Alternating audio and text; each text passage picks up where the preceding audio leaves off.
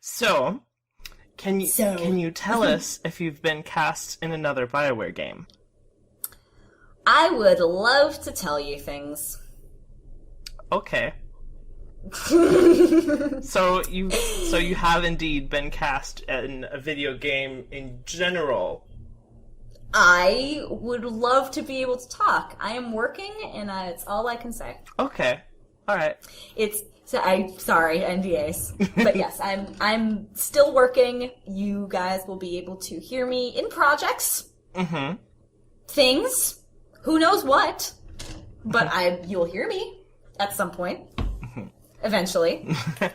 And I will tell you when I can talk about things. But, that's how it all goes. You know what sucks, though? Just on that subject, like, I was thinking about this both from a practical and a hypothetical standpoint. Just like when you're working on something really cool and you're also a nerd and you really want to play it and you're just like, God, I wish I could tell people about this. Like, holy specifically when working on Dragon Age 2, was just like, oh my God, people are going to be so excited and I can't talk about it. Like when people, oh my gosh, so when they released the concept of Josephine, someone was like, yeah, she kind of looks like you, Allegra. I was like, yeah. She kind of, mate, that's a coincidence. Really? That's flattering. You know what? Honestly, it was a coincidence. If any resemblance was purely coincidental, and also the fact that, there's skin toned, well, to a lesser extent, skin toned, because I'm paler than she is, but, just like, yeah, woman with angular features and darker skin and dark hair. Yeah, that sure is a woman who's not me. I had a heart attack because it was a solid month between when they showed off Josephine for the first time and gave her a name and when they actually announced me, and I was like, oh my God, no one figured out. No one asked too many questions. Yeah, she sure looks like a cool character, guys. I can't wait to find out more about her, guys. Just everything in general. Like, oh God, the E3 demo. The E3 demo was hilarious because they just conveniently left off the fact that it was time travel shenanigans. So everyone's like, what the hell is going on? Did Sarah and Bull just die? Why does Leliana look like that? Why is she so angry? And I'm like, oh, they just cut the parts immediately before and immediately after the time travel. I know, it looks so different without it, doesn't it? Yeah. It was like, I kind of want, a part of me wants to talk about it and go, it's okay, babies, it's gonna be okay, and another part of me is like, no, I'm just gonna sit back and enjoy this. I guess it's more fun when I'm watching people flail than, like, in general, when I'm sitting in a void of, like, no one knows anything about this game yet. Like, no one knows much about Dragon Age Inquisition beyond the fact that it exists. Like, and I'm just gonna sit here, knowing things. So, yeah. Outside of, like, gaming conventions, has anyone ever recognized you in public as Josephine's voice actor? No, never in public. I've bumped into people when I was at a Renaissance fair back in the Seattle area a couple months ago or something like that. I heard someone react. Like, my friends were talking about Dragon Age, and I saw out of the corner of my eye, I saw a girl kind of turn and look at her friend and say they're talking about Dragon Age and kind of giggle. And I was there like, do I say something? Do I say something? Like, what do I do here? And actually, my friend ended up going up and I was just like, oh my God, Matt, don't do it, Matt, don't do it. Matt's like, I'm gonna do it. So he goes up and she's like, so that girl over there, hi, that's the voice of Josephine. And like the girl who I'd seen in the first place was also like low-key kind of cosplaying as Josephine because she was wearing blue and gold. So it was adorable. She was really sweet. But no, outside of conventions, no one's really been like, are you Allegra Clark or anything like that. Yet. I don't know. Well, I don't know about that. I don't know how that works for voice actors in general. Because, like, we're so much more known for our voices than for, like, what we look like. Unless, you're talking about the really big names like Jennifer Hale or Troy Baker or Laura Bailey, like the people who are really well known. I don't know if anyone will ever recognize me. I kind of like not being recognized. I'm just like, it's nice and private. Like, I'm happy to talk to people, but like, when I meet people now, sometimes it's like, I don't want to say, like, I'll know that someone's a Dragon Age fan. I'll be like, oh, it's really cool. I'm not going to tell you what I've done. Just so you can form an opinion of me first before actually finding out that I was that girl. Who do you think is the better advisor, Cullen or Liliana? Liliana. Absolutely. I tend to be, let's be real. My real answer is absolutely Josephine, just because a lot of what she, just from a completely unbiased standpoint, I am very, very, very much on the diplomacy end of things.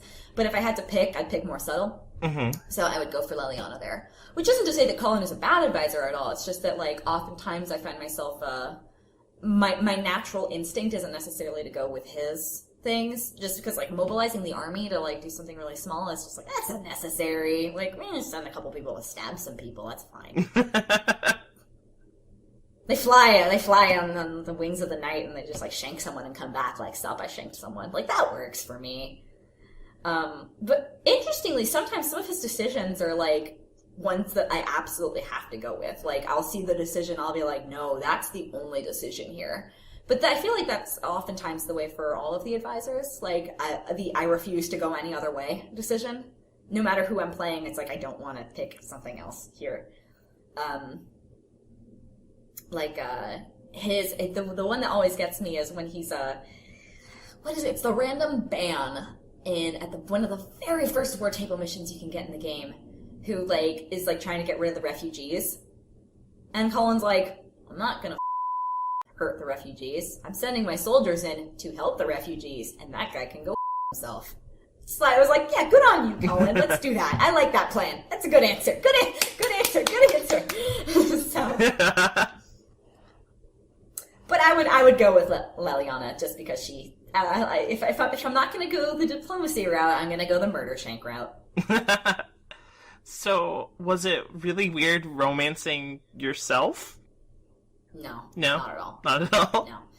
No, it wasn't. Well, because, like, if I could get over hearing myself, my own voice in a video game, which, like, the first time you listen to it, it's just like, well, that's me. What but as soon as I got used to that, it was like, oh, you know, that romance content I recorded, I'm sure it looks really great. I'd love to see it.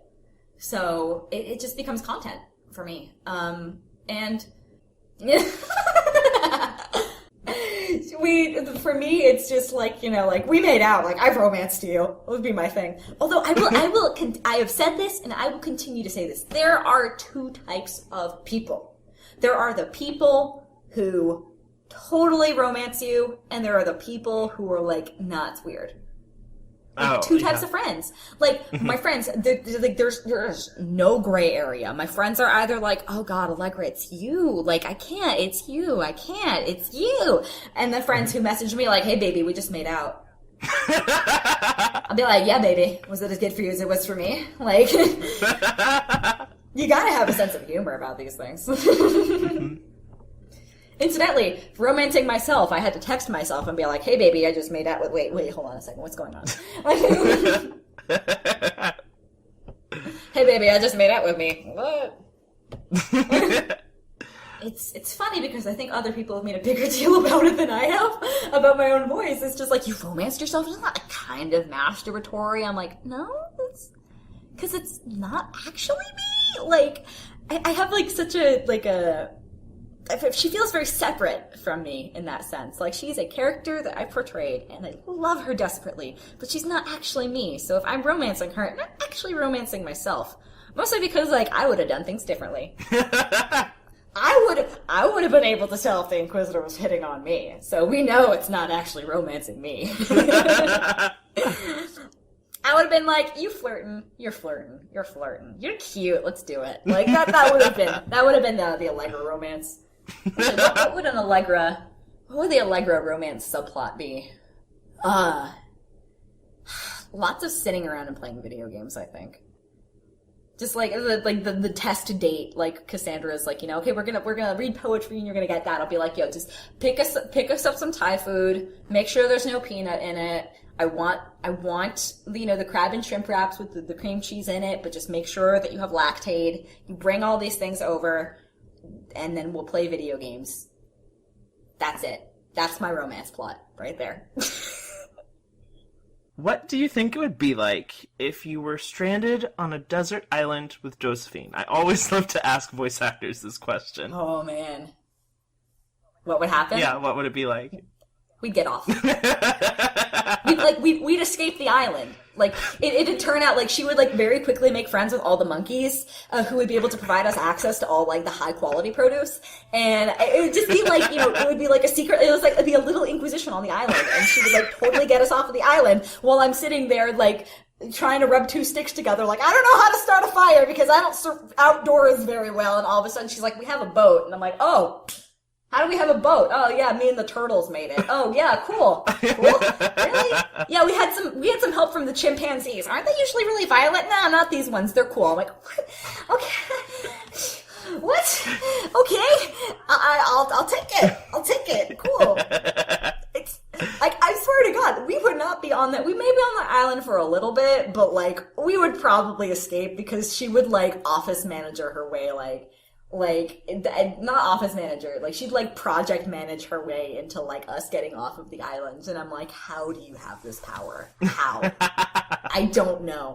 Otherwise it'd be delightful. I'd say Josephine and I are similar in some ways and dissimilar in other ways, but I think in general, like, we would get along, even our differences are compatible enough. Like, if she gets along with Leliana, who's like very stabby, then she'd probably be fine with my temper. Because I've got like a passionate little, like, I'm more of a stereotypical Antivan, where Josephine is like a very subdued Antivan. So, I am as if Josephine were yelling at you in the romance scene, like as a human being. Oh, okay. Like, what are you doing? Like, it's me. But no, I think we'd get on pretty well, and it'd be a rather enjoyable experience. I think we'd both whine a lot about the lack of comforting things. Like, if she hated Haven, she's gonna hate the island. At least it'll be warm, but she'll be like, I can't, where do I, and I'd be like, my shoe, I have to wear the same outfit all day, and then we'd look at each other like, oh, you're me, okay, we're gonna be okay. And then 2 days later, she'd have a raft built, and it's like, oh, cool.